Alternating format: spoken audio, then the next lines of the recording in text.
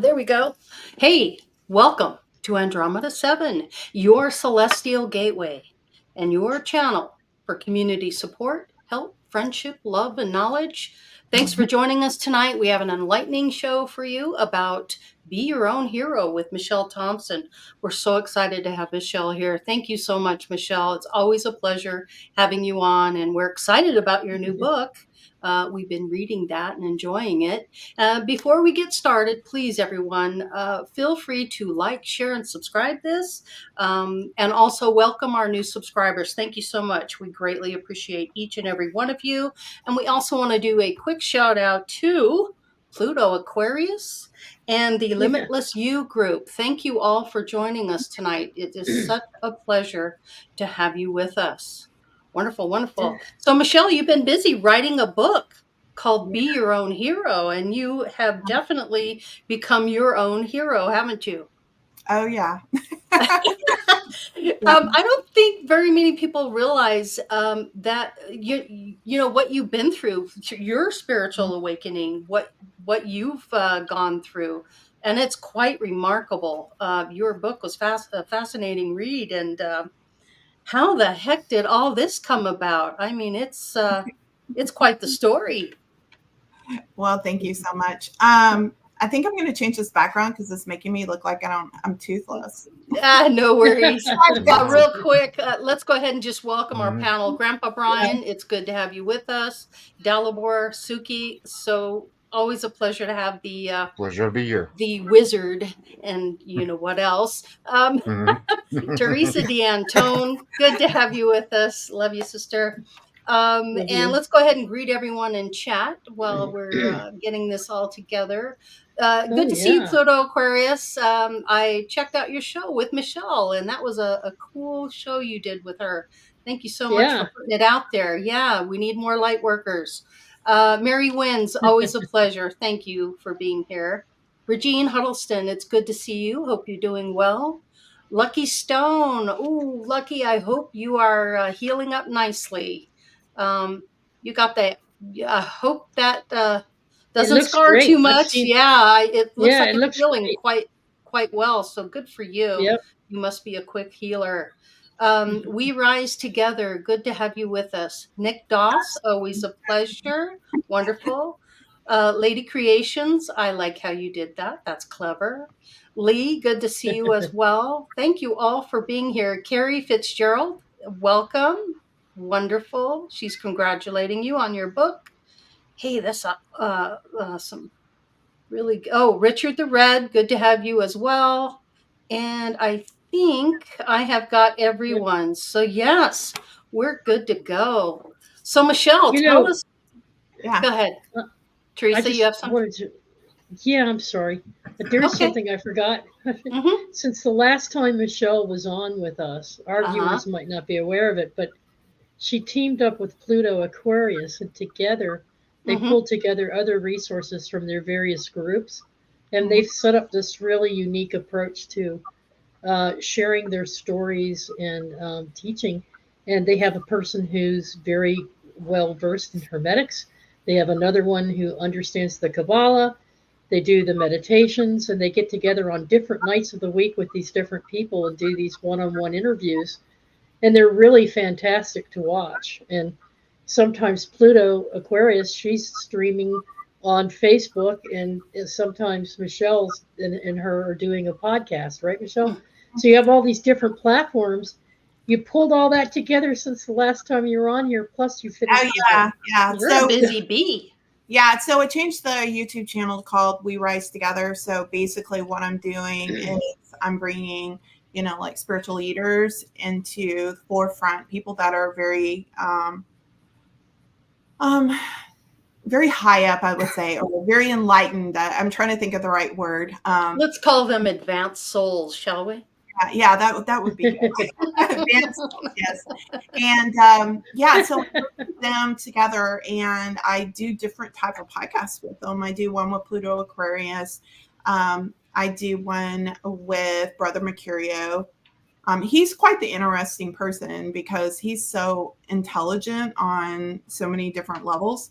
we did a series of the Walk with Christ, where we were breaking down some of the different types of symbolisms and stuff in the Bible. And now we're kind of going into Buddhism, and I think we're going to be kind of covering some other Eastern traditions, maybe even Kabbalah and Hermetics. I don't know. I don't know where it's going. Awesome. Yeah. You're doing the gamut there. Pluto and Karen, she's a master astrologer. They've done some work together, and I do something with Osiris. There's, I just keep on kind of like bringing, every so often I get a one-off with somebody that comes in new that I work with. I just did one with a yogi master the other day. I haven't published that. So, but that's, so we kind of decided that we wanted to create a platform where we have, all these different traditions and different ways of elevating your soul and putting it up there for different type of listeners and different types of interest. Sounds exciting. Mm-hmm. Yeah. And just to let everyone know, all her links are in the description down below. Feel free to click on those and check out those channels. Exciting. Very exciting. So this book, what in the heck? How did you manage to pull this one off? And I know being an author is not easy. And how did you come about all this? And, how did you become your own hero? How did you pull yourself out of the darkness and dank of the 3D world? Well, a lot of the stuff, the story that I told was a long time ago, and I had experienced so much depression and just this massive amount of depression from multiple things that had happened, a huge trauma background. And there was just so much that happened with me growing up in my teenage years, my 20s, that just kept on pulling me down deeper and deeper into this really dark depression. And I honestly thought that the only answer was to find a hero, which, this is why I kind of was using that theme of the cave and the hero. I believed that I needed to find my knight in shining armor. I needed to find the guy, that was going to ride up on a white horse and save me. And little did you know that it's really up to you to have the self-love and healing yourself. And that's what I think a lot of people are looking for right now. They're trying to figure out that way on, how do I heal myself? How do I become who I truly am and get out of that state of consciousness where you're the victim, or you need someone to make you happy, or you have to have a partner that understands you and does things for you. And, you got to do this stuff for yourself. Absolutely. And so kudos to you for figuring it out. Well, it wasn't easy. Okay. It never is it? I personally cannot take the credit for figuring it out, because there was, I would say there's two main components that, kind of moved me in that direction. And that's basically what the book's about. So I, in this process of seeking love, I was constantly begging God to bring me somebody. And when one day I went outside and, prayed for that person, and I heard this voice that said, go meditate.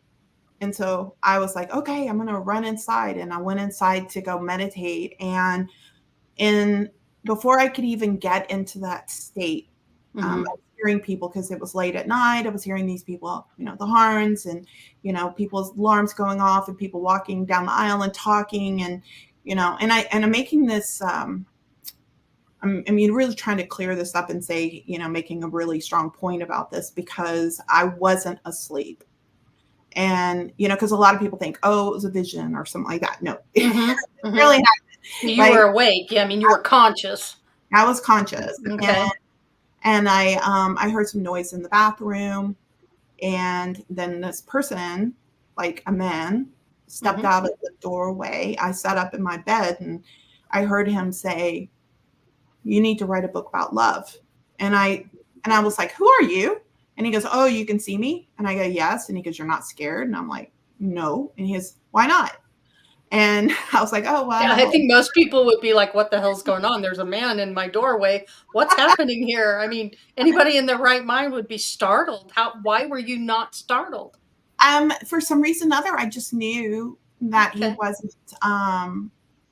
he wasn't like somebody breaking in my house. I knew he was a messenger because his words out of his mouth was, I have a message for you. You need to write a book about love. And so immediately I knew he was a messenger. Like I just had that feeling. And, so in the process of this, I kind of argued with him about it because I told him I wasn't the right person. And this is, you got the wrong person. Yeah. I'm not. You got the wrong number. I think you came through the wrong door or portal or whatever. Yeah, keep walking. Nothing to see here, right? Yeah. Don't know anything about love. Never experienced it. Nobody's ever loved me. Poor me. Poor, Yes. I can't write this book, find somebody else. He's like, no, it's you. Go write the book. All the tools will be given to you. Everything you need will show up. And by the way, I want to make a call out real quick. Sure. This is one of the prayers that was answered by, he did say that all my tools, everything I needed would show up. And after I actually wrote the book, I needed an editor. And my dear friend, Carrie Fitzgerald, who's here tonight, I just wanted to say hi. Yep. Hi, Carrie. Hi, Carrie. Good job, Carrie. Yeah. I saw her in there. Yeah, she was the editor for my book, so she volunteered. Did a great job. She did a great job. That's excellent job. Written. Yep. Yes. Yep. She did. She really did. Yeah. She was so amazing, and I think what was so great about it is she didn't take away from my voice. She didn't like rewrite it. She just made sure that enhanced it in the appropriate places. Yeah, just watch for grammar errors and stuff like that, and that was what I loved about her. Love you too, sweetie. And so anyway, I just wanted to kind of yell out that. Yeah, good shout out. So he told me that everything would be given to me and I just needed to do it. So of course, I'm like, all right. So I blow up my computer for the next couple of weeks and start pounding away thinking, well, how do I write about love? Well, the only thing I can do is talk about self-love because I can't talk about romantic love, Yeah. But I sucked at that, so. We noticed. Yeah, we noticed that. It's like, yeah, I did. And so I basically, was sitting here trying really hard because, hey, God sent a messenger, told me to write this book. So I'm going to try real hard. And, my computer started flashing on and off and the whole thing went kaboot. And they're then good at messing with technology. That's for sure. I've kind of witnessed that before myself. And it just did a whole system reboot, wiped everything out on its own. I didn't touch anything. I was just typing and the whole thing just went. And so I knew that was a message. So I marched outside, looked at the stars, started screaming, crying, yelling, if you want me to do this, here are my conditions, I started, I demanded that he bring me somebody that could help me. And I was looking for somebody and not just somebody, it had to be somebody who was a saint or an angel or somebody who had direct contact, not somebody who's clairvoyant, not star seeds or light workers. I wanted, the highest of dropped in a body. Sure. There you go. And I actually said that if he didn't exist, then put him in a body and bring him down. And deliver him yesterday. I actually believe I got a kick out of that part, and I want to write this book for you, Spirit, or Lord, or whatever, but I'm not gonna do it if it's not a real person, and that's final. Yeah. Hey, you set your boundaries, and that was part of it. That's cool. Yeah.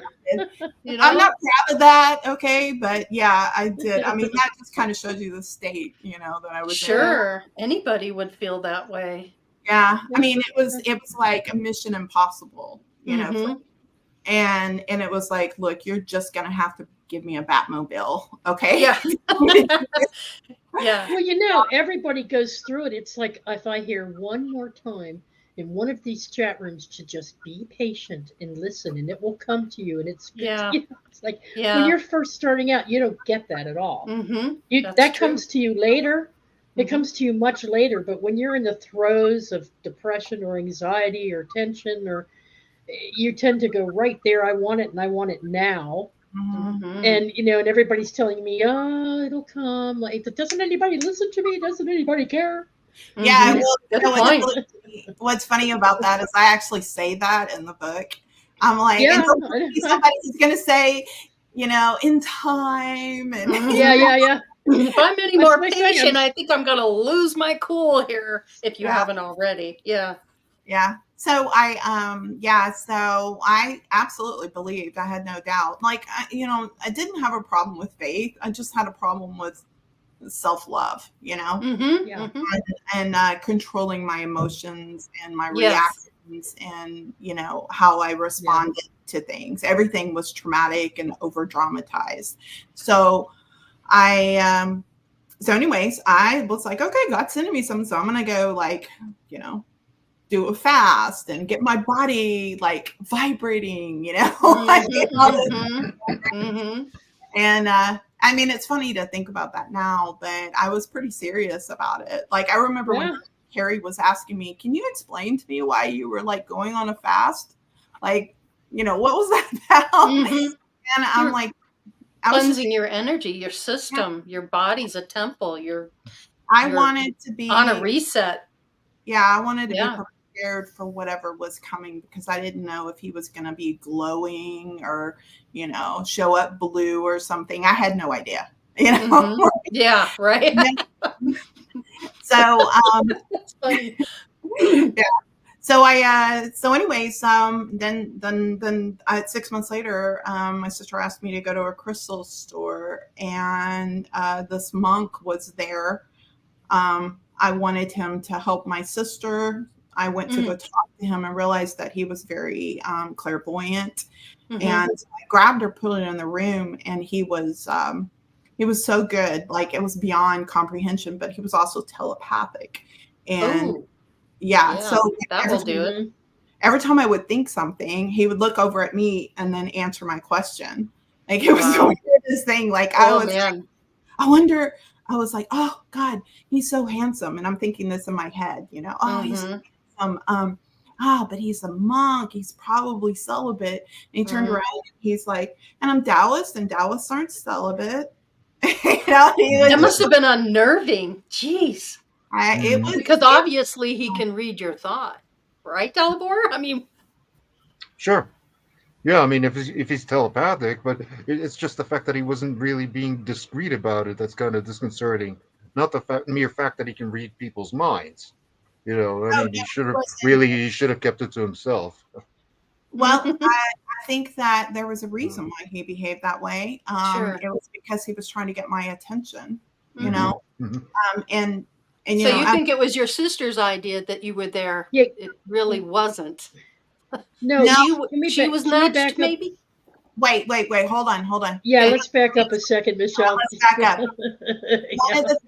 One of the very first things that he said as soon as we walked in the room was, the reason you were here is because I brought you here. Yeah, I had that sense. Yeah. So, I mean, he said that. So all of the things he did, you know, was intentional. Like, it was, you know, I need to get Michelle's attention. And, you know, after this experience, he invited my sister back, told me to come with her. And he said, and if she doesn't come, you come instead. And then it was. It's this psychic, it's this connection. She and her sister are 9 years apart? But they're very close, almost like twin souls. And they're like the complete opposites of each other. And she was going through something. Michelle was going through something. And this monk is tapping into both of them. He's reading both of their thoughts. and he redirects the car. Michelle was driving to a completely different place and did a sudden U-turn. Yeah. So he was tuning into her sister's pain and her sister's agony, but he also knew apparently about Michelle's agreement. So he pulls them both to him. She does a U-turn and goes to this other store.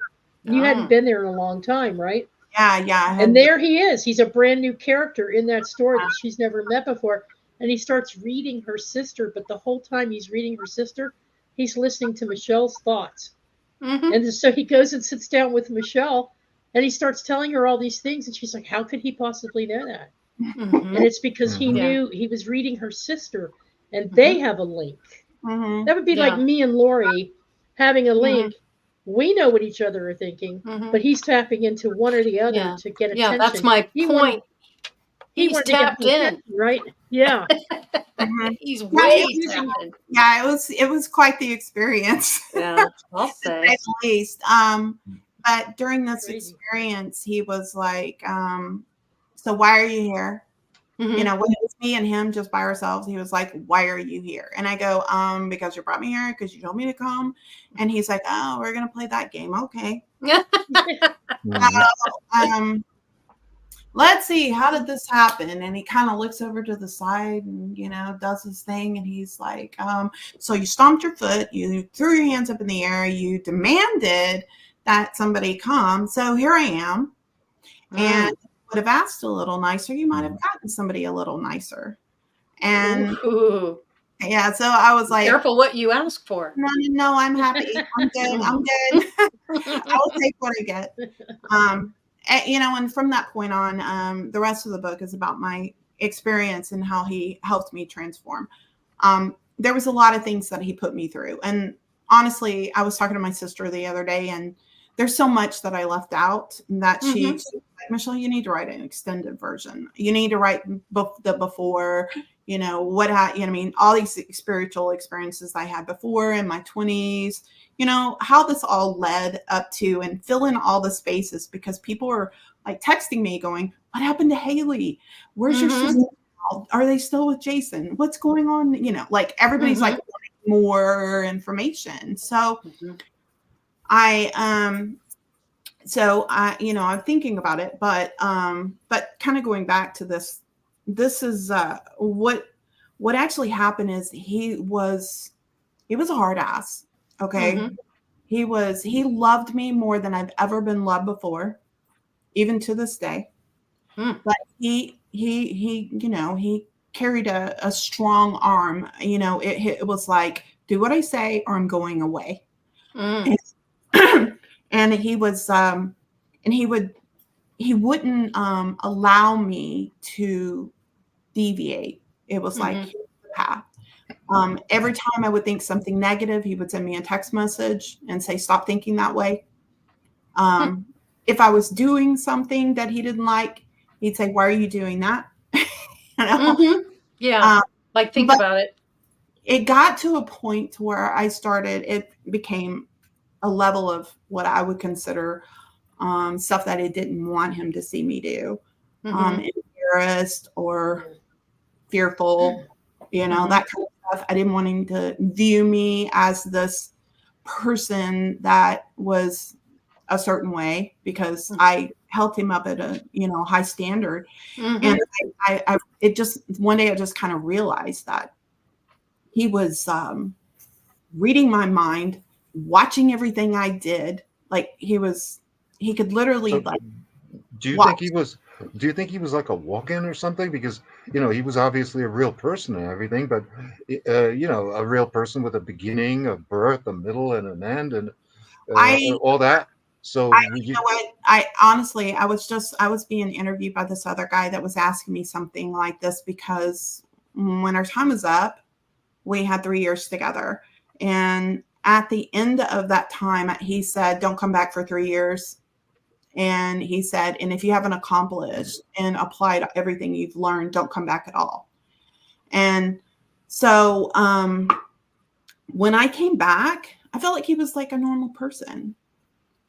You know, it didn't feel like, you know, the same. So Do I feel like somebody kind of jumped into him for a little while? Yeah. It's possible. I have no idea. I mean, I really never got the complete answer to that because everybody that I knew that knew him viewed him differently. And I don't think that people had the level of experiences that I had. So I have no idea. All I know is the way that he talked to me, he acted like he was an alien. You know, he acted Sounds it. he Yeah. acted like it because he would even tell me he wasn't human.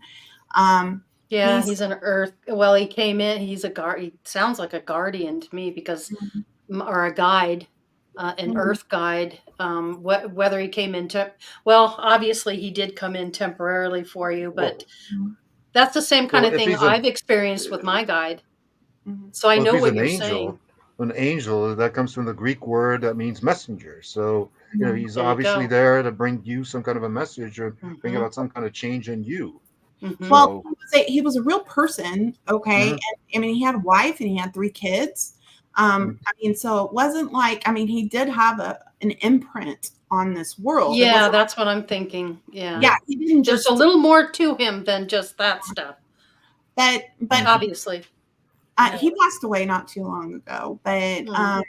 when I would go back, like when I was doing my whole, mourning process, I went to his wife's Facebook page and I started looking at all the videos she posted of interactions with him and her kids and everything. And it was just like a man that was married that had children.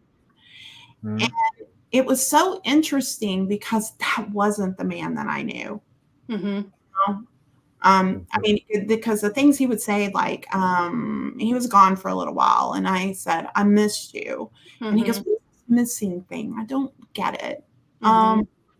What do humans miss? Can you explain that to me?" It sounds like an aspect had come in to assist him as well. So he obviously was pulling that energy in and connected to it to enable you, because there's more going on here, in my opinion, than just him being a Yes. monk. That there's It's way almost more. like yeah, it's almost that's like what he I'm was thinking. channeling he was channeling an angelic entity. There you It go. doesn't have to be angelic, but he was But just that channeling higher a energy. higher energy frequency being that was feeding him, but enabling him to teach you. Yeah. it was just that there was a lot. That's almost a guardian, like a Yeah, guardian I angel know. would do. I know. It's really kind of weird.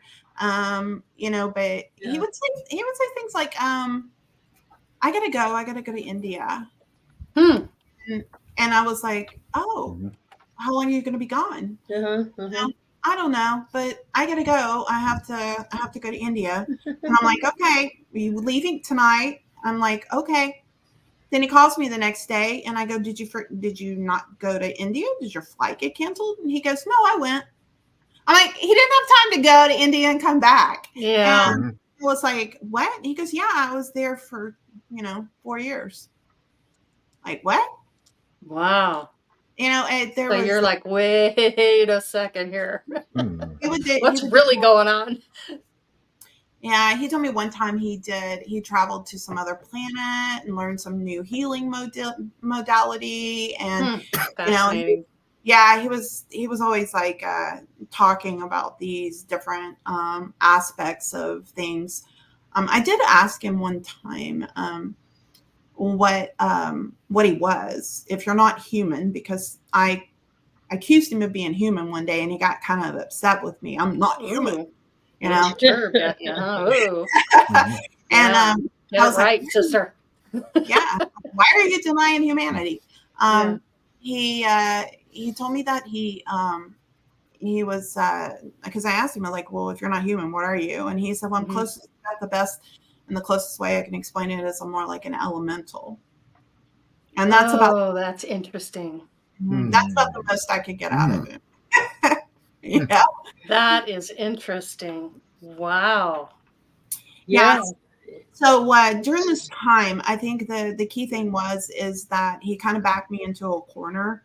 I wanted to appear to be this perfect student, and didn't want him to ever go away. So I was trying to be perfect. Never think any negative thoughts. Don't do anything that he would think was wrong. And I started to behave this way for so long and monitor my thoughts so closely. Mm-hmm. I literally got into the habit of being positive and thinking differently because I forced myself to think a certain way. And what ended up happening is I ended up realizing that I had reprogrammed myself to be into a new habit. Before I was It takes about 4 weeks for that mindset. When you change it, I found it took me about 4 weeks to really realize my thoughts and not to go there and not to let things run away with me and to be really consciously aware of them. So yeah, that's what he was doing by letting you know, "Oh, don't think that. Up, I can hear it." He's like getting you in line to continue to think positively. So At the same time, it's almost like he's inside your head, he was which he yeah, was, he yeah, was, he Was, was, definitely, which yeah. is yeah, it's Yeah. use I it's mean, very that's useful, mind-blowing.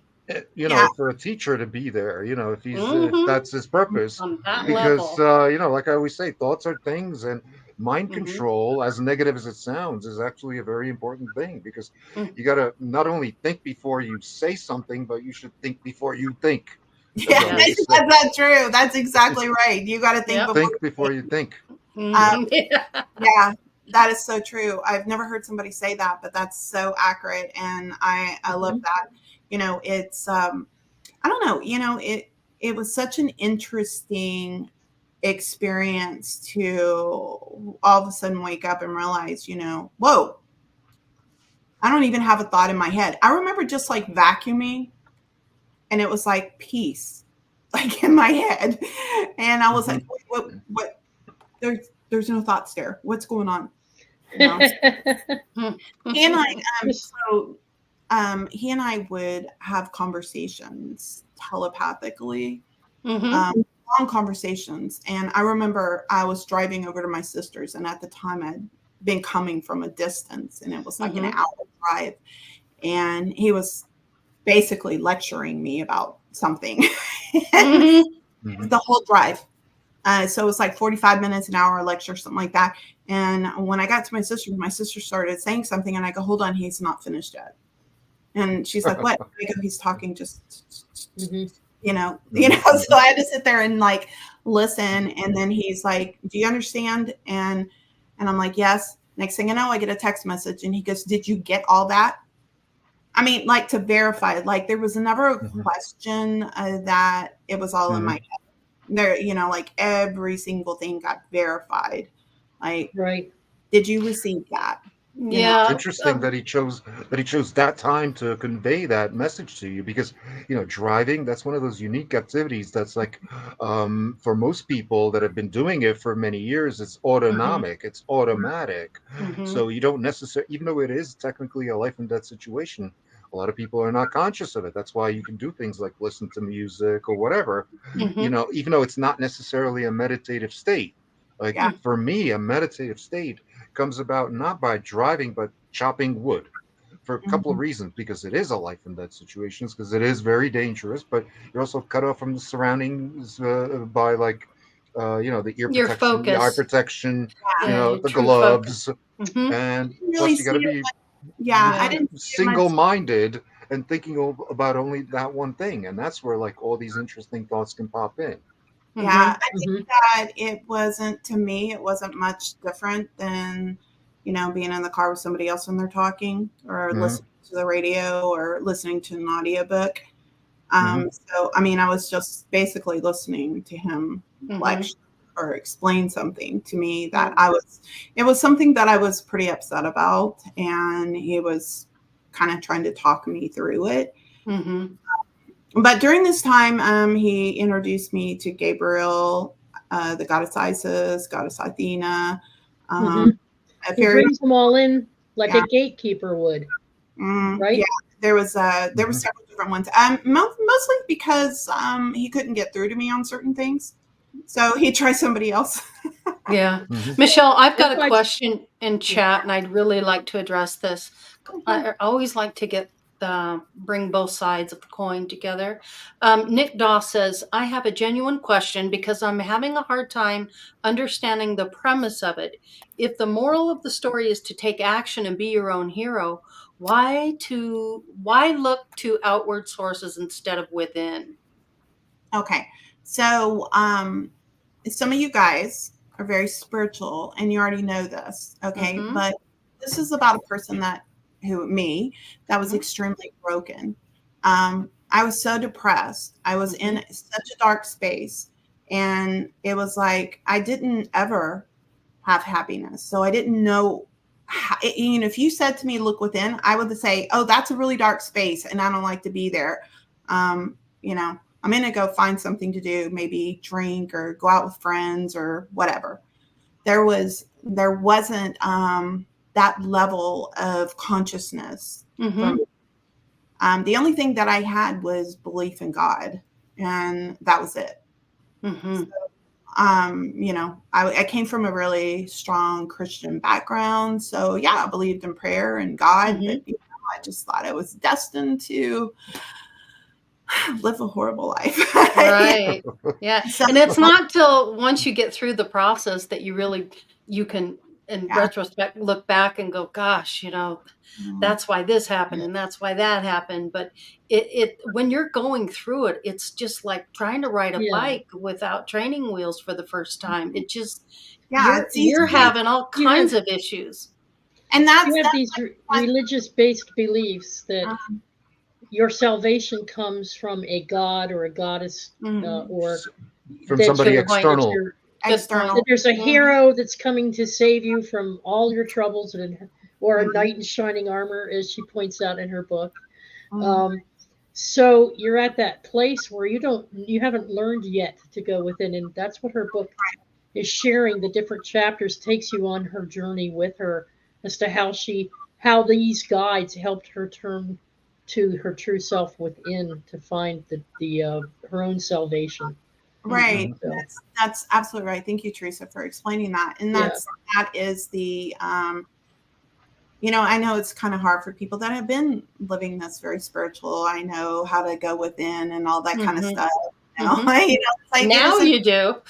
Yeah. Well, when I met you, 3 years ago now, almost 4 years, my God, you were helping and coaching people with personal transformation in terms of finding their power, their voice, to be more public, set up businesses, be an entrepreneur.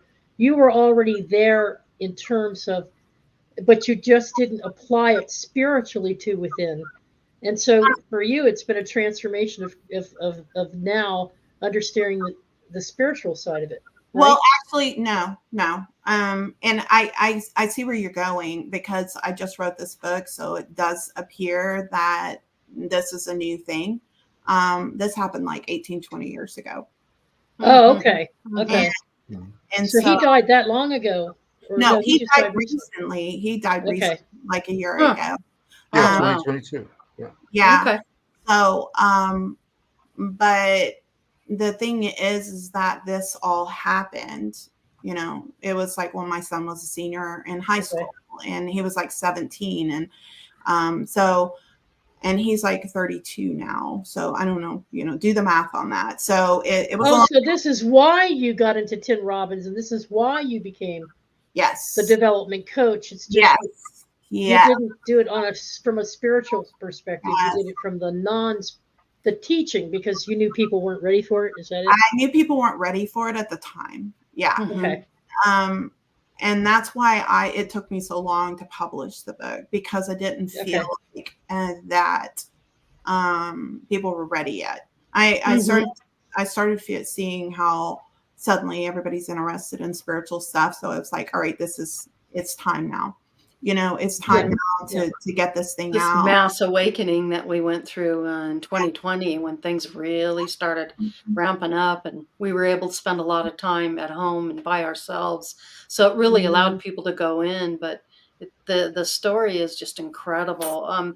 He even like texted you a lot, like constantly.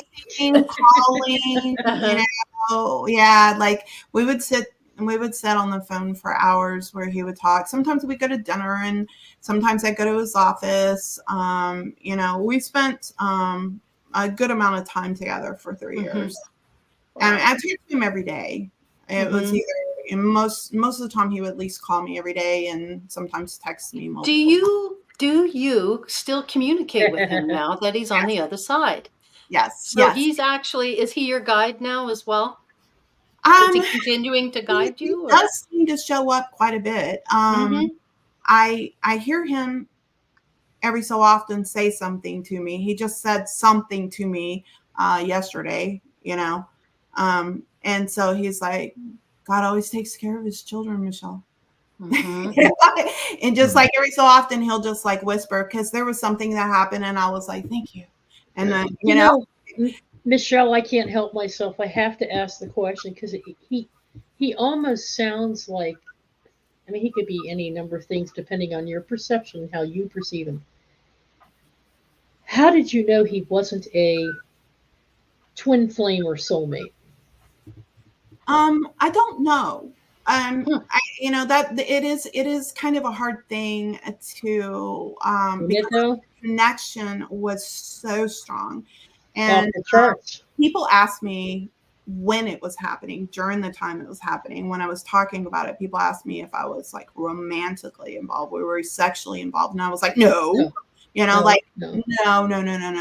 mean, that's. But he was cute. You were attracted to him, but you didn't act on it. No, because he was. I mean, it's like wanting to have sex with Jesus. I mean. It's like, it was like, this is yours.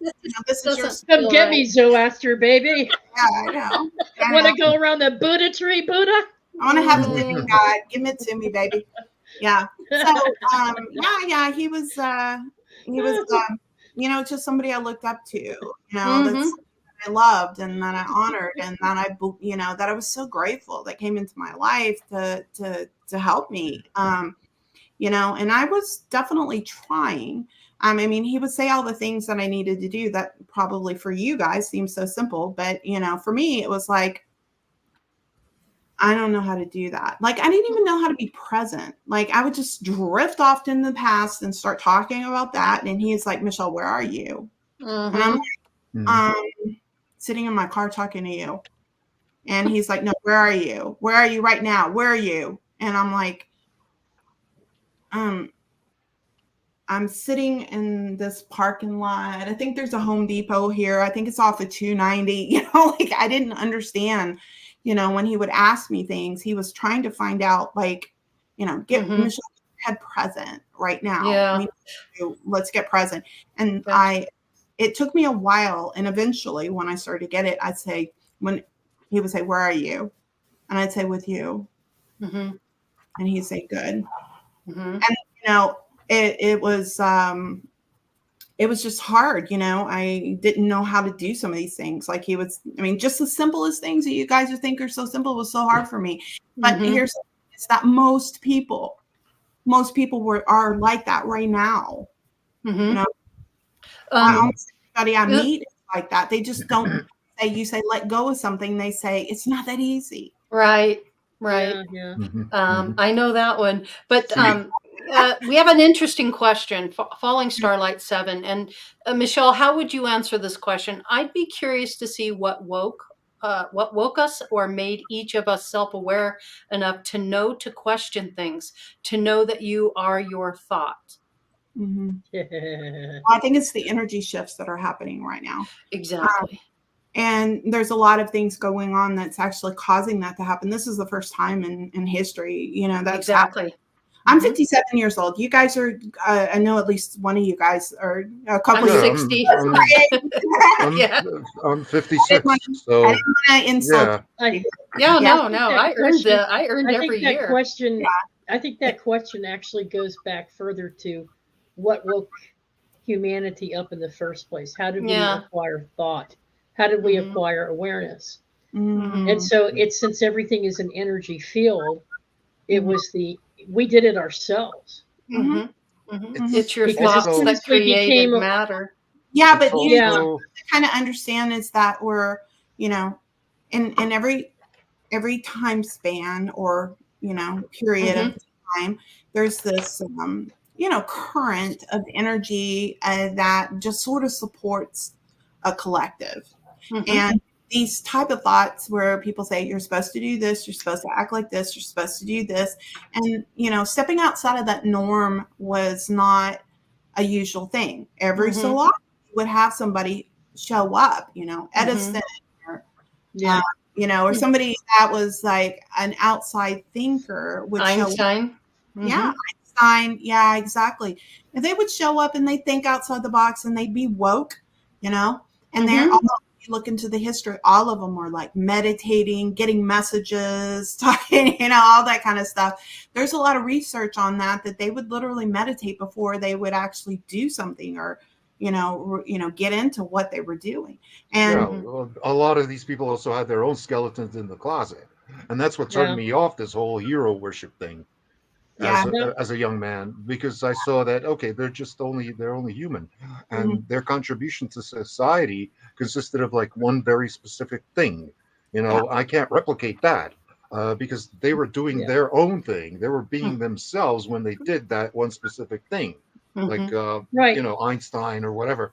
So you know, I'm not gonna become a greater version of myself by trying to imitate one of these people. I can only be a greater version of myself by doing more of what I do, or being more of who I am, becoming not ipso but ipsissimus, as Aleister Crowley called But it. it goes back to the in answer to that question a little bit. It goes all the way back to understanding that this energy field existed. I exist, therefore I am. Yeah. Oh, I am, then there must be others. Bam, awareness. Yeah. There must be other energies. Oh, how do I create with other energies? Well, I'll create aspects of myself. I'll create aspects of self into those other energies. And so the other like moment here is the fact that when you look at the lives of other people, and especially those people whose lives suck, well, what is it about their lives that makes them suck? Well, it's their thoughts, it's their imaginations, right? It's usually these people, they tend to speak very negatively, they tend to use a lot of curse words, they tend to concentrate on negative aspects. They talk a lot about diseases, about crime, you know, things of that nature. Whereas people who are really well off, they're not concerned about these things. They're only concerned about, you know, what they're interested in, or you know, when they don't even listen to the same music. They'll listen to like classical music. Well, Stuff like that. So I wouldn't say that it's poor people versus people that are well off, because I know some well off people that are just like that. Okay. Sure. And I know some poor people that are more in the positive way. So I don't really think it's that, but that's why I made the distinction, like people whose lives suck versus people whose lives don't suck. And it's not necessarily a question of money. Yeah, absolutely. And the thing is that I mean, basically what you're saying is the same thing that the Buddhists say about the three poisons. You know, those are the things that will kill you. Desire. Yeah. Right. Kind of going back to her question, I wanted to kind of finish answering that if it's okay. Absolutely. Yeah. So I kind of, you know, if you understand about like planetary energies and you understand how, you know, we have like what we call an age energy, like we're in the age of Pisces. Before that, we were in the age of Aries. So when we're in a certain age, we're going to get certain energies. We're getting closer to the age of Aquarius. Pluto just entered into Aquarius, which is why, you know, Pluto and I do the Aquarius thing. Yeah.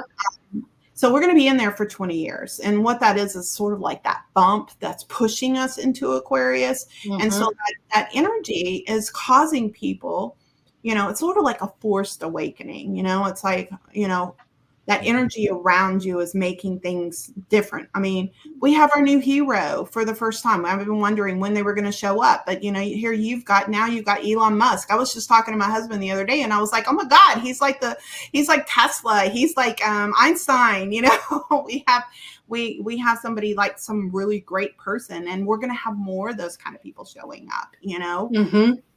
because people are going to start tapping into everything's possible. I mean, he didn't start off rich. You know? Yeah.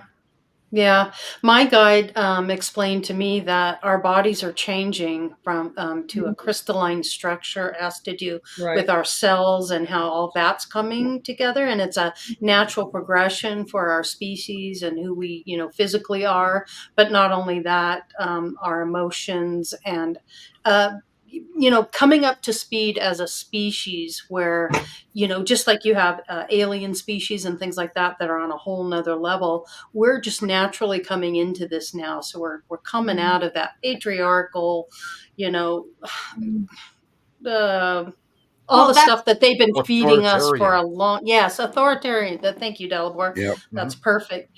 So we're shifting into that energy, and a lot of it is physical, emotional, and mental.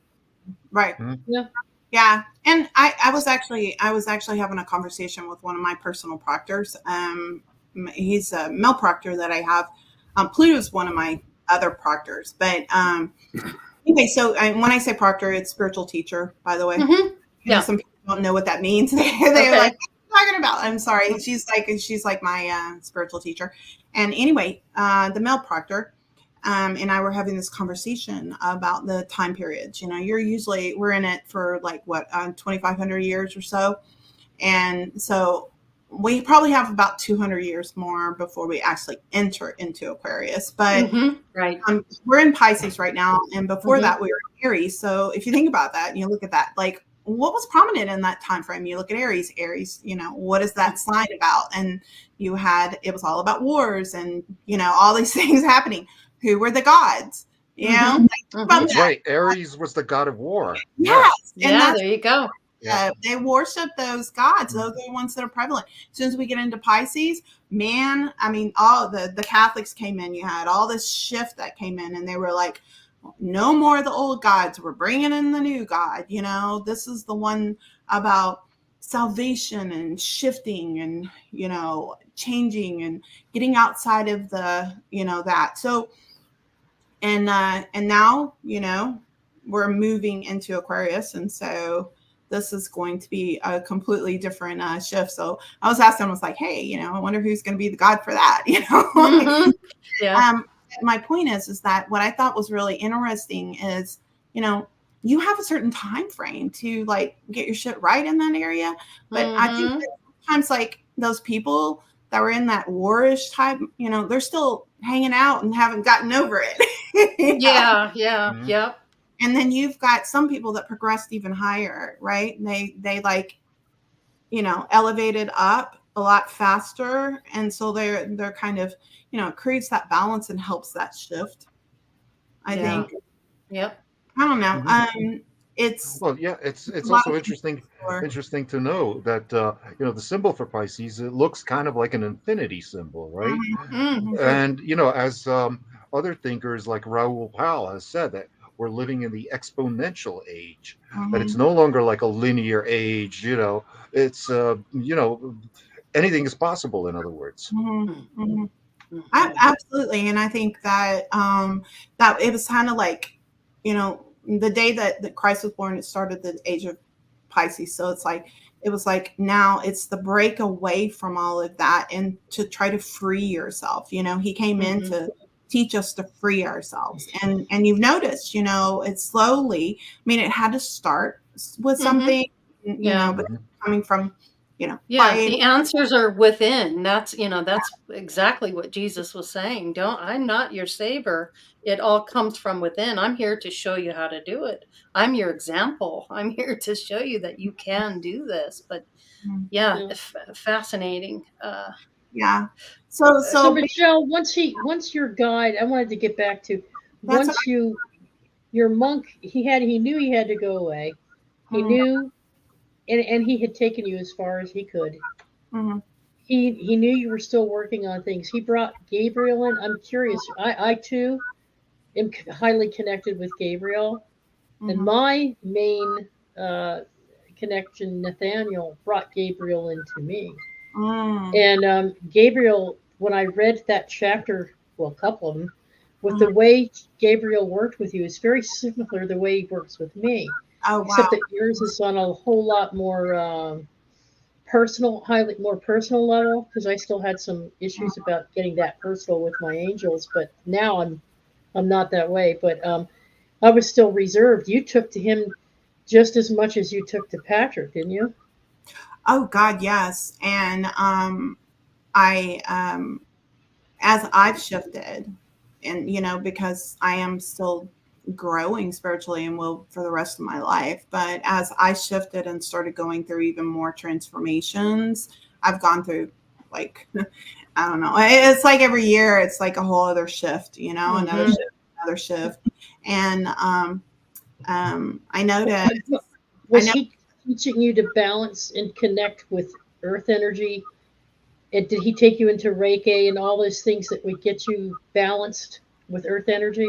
Yeah, he did. He was the one that Okay. kind of guide. I mean, he was pretty much acted like a father figure at first, and it was like, you know, this is what you're going to do, and, you know, it was like this little princess kind of thing.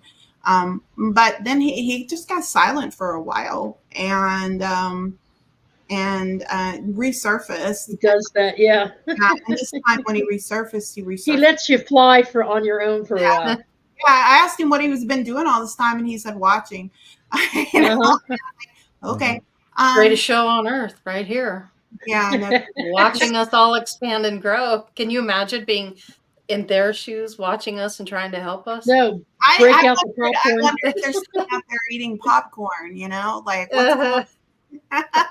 Yeah. So when he showed up recently, blowing bubbles. Yeah. Yeah. When he showed up recently, there was a shift in consciousness that how he presented himself, and instead he presented himself feminine energy. Mm-hmm. So now the way that I experience Gabriel is more like Gabriella. It's right. But makes they all sense. Either or. They're non-gender, so they Yep. both have the masculine and the feminine. And I asked him, I still want to call him him, but I asked him, why did you show up as masculine and now you're showing up as feminine? And he said, because before you needed a stronger hand. Yeah. And now say that. Yeah, and now you need a gentle touch. And it's just it's interesting. Yeah. Fascinating. Where can people comments about your I'm sorry, honey. Go ahead. That's okay. I wanted to know, where can people get your book? It's on Amazon. Okay. And I just found out. You hold it up. Hold your book up for us, Michelle. Let me see. Hold on, folks. You see the background behind Lori in the background on our screen. This is the this is the cover of her book. So this is actually this is the pre one that they sent me. So it's going to say sell. Yeah. So, awesome. That's what. Now that's your illustration. That's you. You use software to create that yourself. Yes. It's awesome piece of work. Yeah, so it's called Be Your Own Hero: A Mystical Journey to Self-Love by Michelle Thompson. And so it basically takes you through my journey, takes you through all the spiritual things that I went through, all the phenomena, you know, talking to all the different gods and all the different experiences had, the spiritual baptism, understanding, you know, things that happen in the astral plane. There was a lot in there. It wasn't everything, but I tried to. Thank you, Carrie.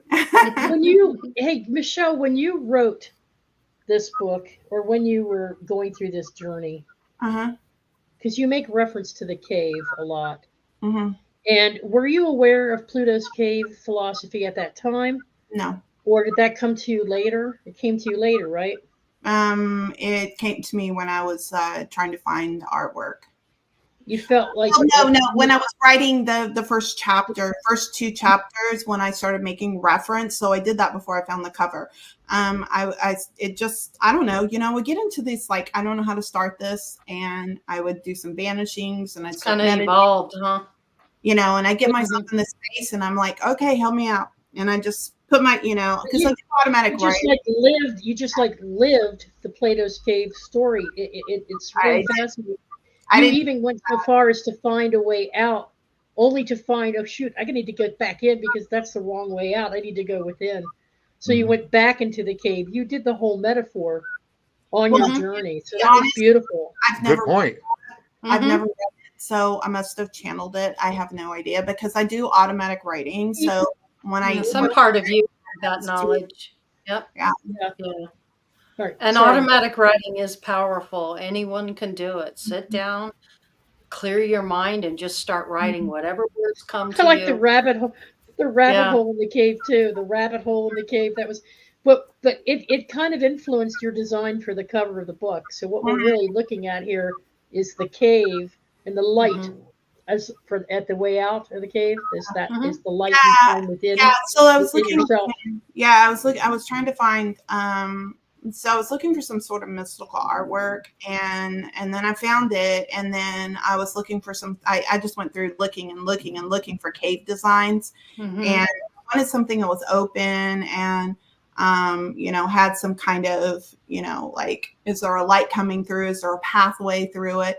I mean, I spent months looking through like Adobe Photo, Photostock and stuff. You knew what you were looking for. You just hadn't found it yet. Mm-hmm. Yeah. So I kind of like put the image inside of the circle, and Well, Very Lori well gets done. that. That's how Lori creates all her videos. She has these thoughts, and then she searches and searches and searches until she finds the imagery that matches Just the up right with it. image that conveys what I'm trying to say. Yeah. And the Yeah. music component. Yeah. Yeah, music is important too when you're doing videos, but yes. I know what you mean, that creative process, so I get it. Yeah. Yeah. Oh, Fascinating. I understand the thing about the music is the same way with me when I'm doing stuff like intros and stuff like that. I have this feel that I want. It's like I'm searching through all different, Right. to try to do that. So the whole point in the book, just to kind of give you an overall thing, is I came from this really dark space. It's about the power prayer. Okay, there's two really key points here. It's about the power prayer. If you believe something, and I believed it. I mean, I may not have asked it right, but I damn sure did believe it. Okay, I think that was going to happen, and so belief is important, and that's like super. The intent. This is the most important thing, is that in the power prayer, it's very important, and that you can transform. It doesn't matter what space you're in. It doesn't matter how you are.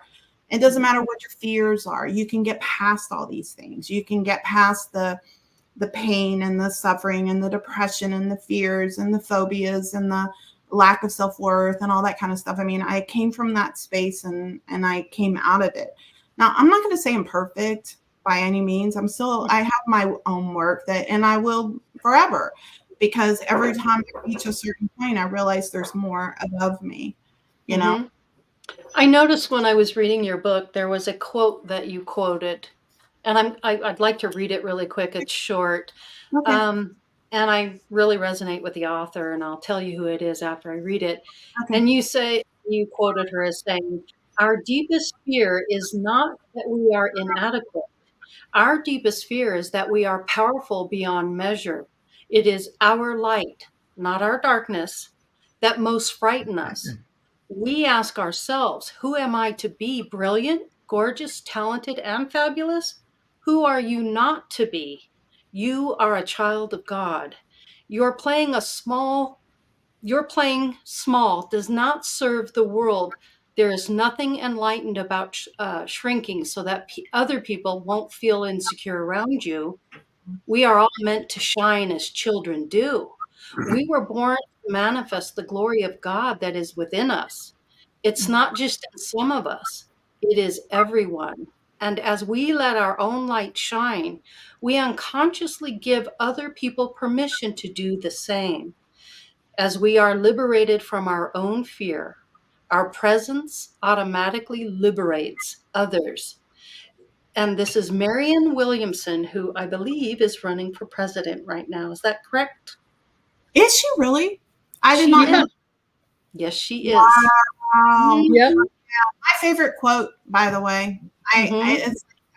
I literally love this quote. I mean, it's my absolute favorite quote. It's been kind of like something that I think about anytime that I feel fear, or I'm like, okay, I don't want to shine too bright. I don't want people, to see too much of me, or, that kind of stuff. It's like that thing that kind of pushes you forward and says, wait a second, there's nothing wrong with me being, outgoing and getting in front of everybody and say, hey, everybody, I'm here.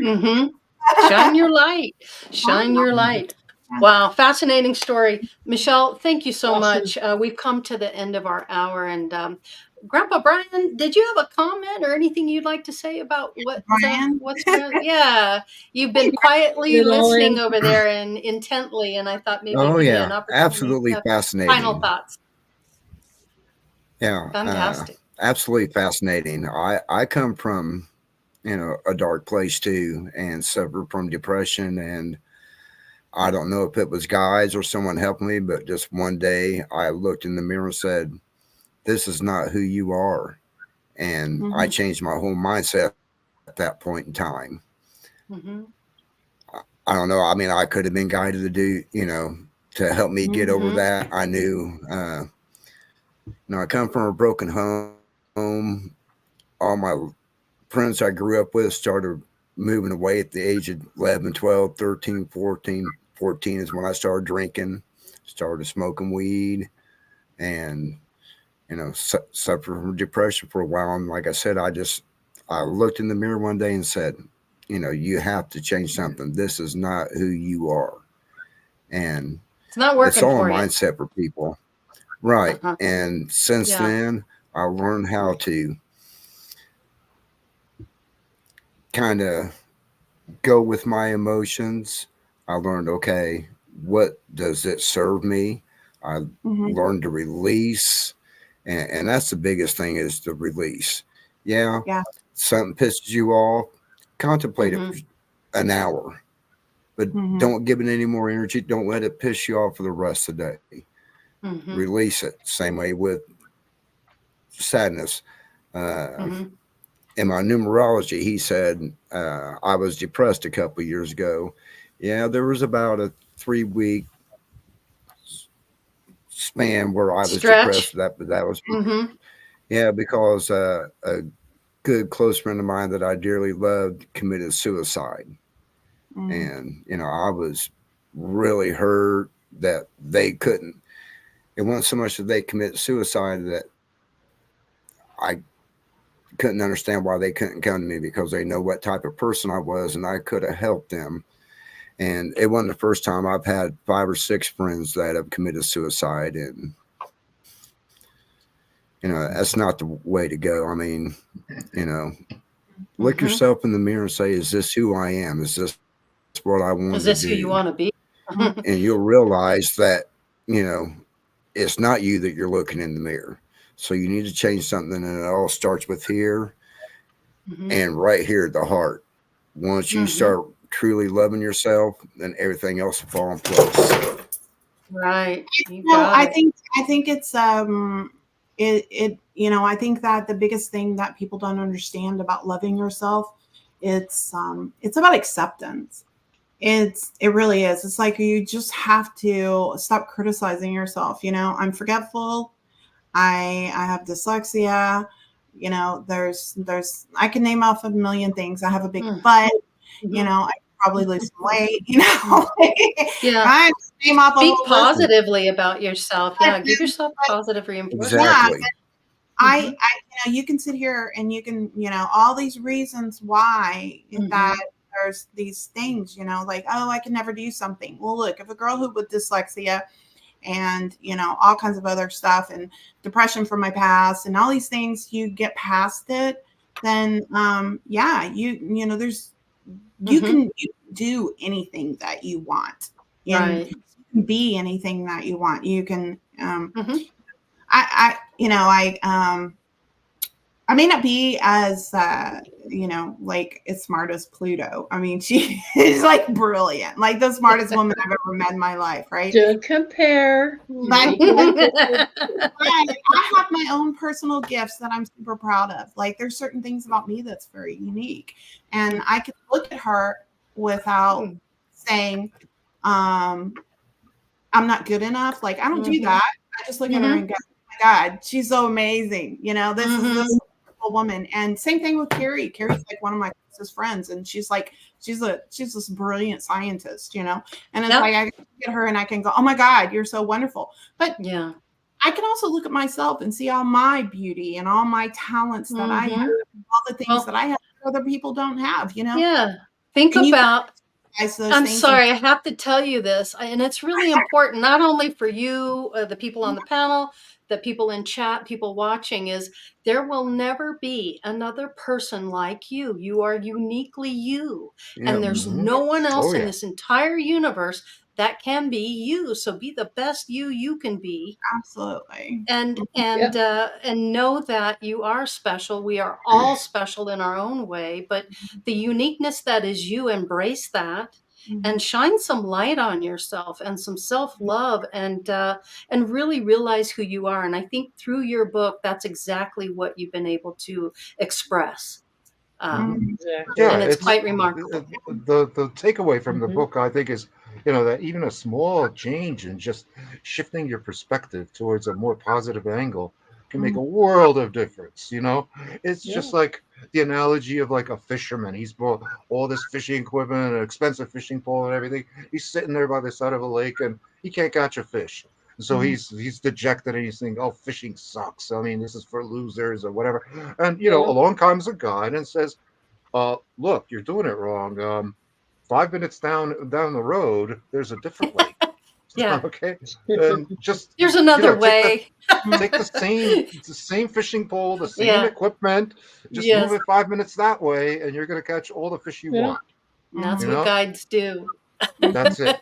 Yeah, that's what they do. I think you did a great job in the book, and one of the things that caught my attention, and what Spirit's telling me to tell you now,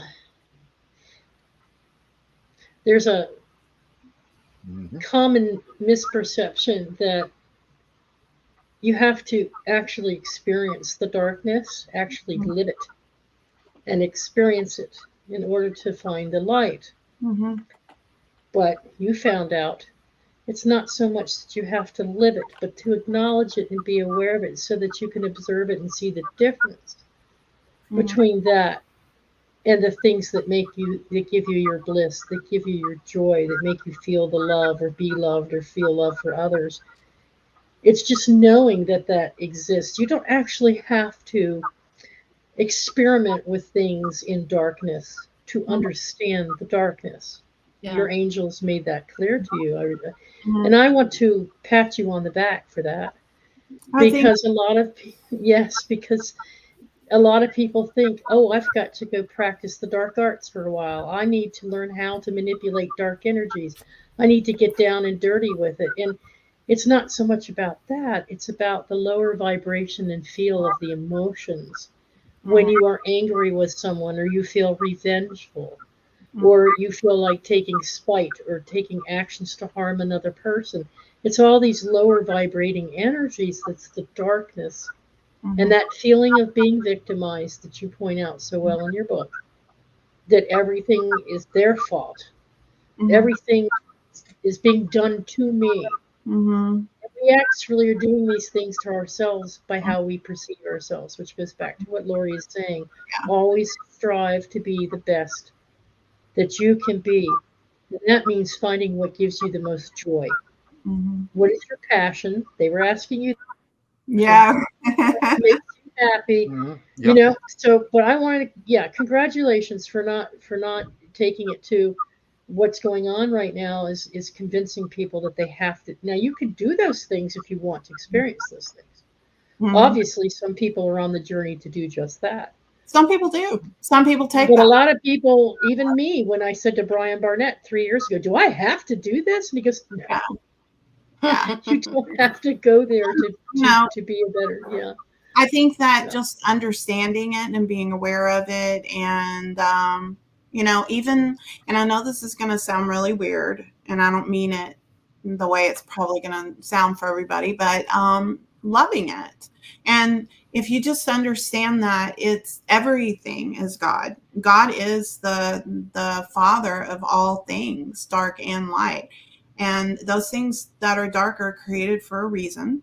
They're to help, push you, up. Gives you, yeah, the contrast. If you don't Yeah. know what Mhm. you don't Yeah. know the dark, you don't know the light. Right. If you don't, how do you Right. even know what love is if you haven't experienced pain? You know, Right. And Right. I, It's I, those emotions, but it doesn't mean you have to go out and do dark things or right. Hmm. practice dark things just to feel it, so that Mhm. you know what Yeah, darkness sometimes is. Hmm. sometimes you Yeah. only need to read about it. Mhm. Yeah. Yeah. Yeah. Well, Exactly, I, Dalibor. I finally came to a point to where I told myself that I didn't need to experience anymore. Yeah, this is not Hmm. weird. I can just point it out. I can watch somebody else going through it, point it out, and I can learn from Hmm. it. Yeah. And Yeah, Yeah. yeah, Mhm. yeah, like no move forward. doubt. I have to go through that. Yeah. But You can learn. In other words, you can learn from other people's mistakes without having to make the same mistakes yourself. yeah, Yeah, exactly. You can observe it. You can observe Hmm. it. Yeah. Yeah. You can feel all the emotions. But yeah, part of the reason we're here is to learn how to control or learn how to master those emotions. So Mhm. you allow yourself to feel it by all means. Just don't live in it, Yeah, and you Hmm. don't have to create it to experience it. yeah, You don't Hmm. have to. yeah. So yeah. Beautiful book, Well, Michelle. Beautiful book. yeah, very well done. Thank you so much for being with us Yeah. tonight, Michelle. And Pluto Aquarius, Mhm. thanks for joining us. Limitless You group. Hey, thank you all for being here tonight. Yeah. Look forward to next week. We've got a really cool topic next week. Look for the trailer on Tuesday. Want to thank everyone in chat for being there. Thank you so much for your insightful comments. We love those. Thank you for everyone Yeah. that's watching now, but not commenting, and also those who will watch this later. That's So, right. as Brian Barnett used to say, be the frequency you want to receive. And that means for yourself as well. And this Yeah. week, try to do something out of your comfort zone. Switch things up a bit, because the Mhm. same old thing Yeah. is not going to work. So challenge yourself. Do something different outside the box that you wouldn't normally do, and Mhm. see how you Yeah. feel after you do it. Follow your bliss. That's always the best advice. But Fun, fun, fun. yeah, until next week, thanks again, Michelle. It was a pleasure always seeing Yeah, you. Thank you. Our yeah. panel members. And y'all have a great week. I know I'm going to enjoy mine. Thank you That's so right. much. Love and hugs, everyone. Love and There hugs. you go. Love it. Everybody. Take Bye care. bye. Peace.